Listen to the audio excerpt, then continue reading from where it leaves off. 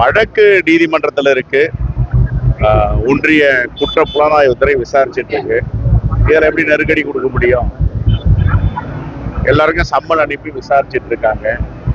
இப்போ இவங்க அரசியல் ரீதியா கொடுக்குற நெருக்கடி எல்லா துறையிலையும், இப்ப திரைப்படத்துறைக்கும் நெருக்கடி கொடுக்குறாங்க.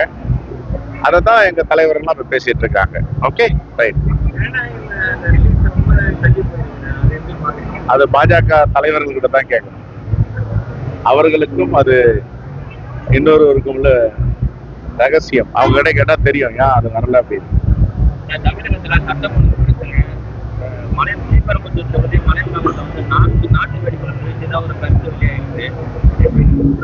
இல்ல அதெல்லாம் உண்மையா கண்டிக்க தகுந்தது. சட்டம் ஒழுங்கை எவ்வளவு மேம்படுத்த முடியுமோ, எவ்வளவு கட்டுப்படுத்த முடியுமோ அதை மாண்புமிகு முதலமைச்சருடைய தலைமையில் இருக்கின்ற துறை அதை செம்மையாக செய்து வருகிறது. அதிமுக ஆட்சி காலத்தில் ஒப்பிடும் பொழுது குற்றங்கள் குறைந்திருக்கிறது. எல்லாவற்றையும் தடுத்து நிறுத்தப்பட்டிருக்கிறது. Okay, right, thank you. கூட்டணி கட்சி இந்த தேர்தலுக்கு பல்வேறு அறிக்கை கொடுக்குறாங்க. இப்ப காங்கிரஸ் சார்பா என்ன அறிக்கை? என்ன அறிக்கை?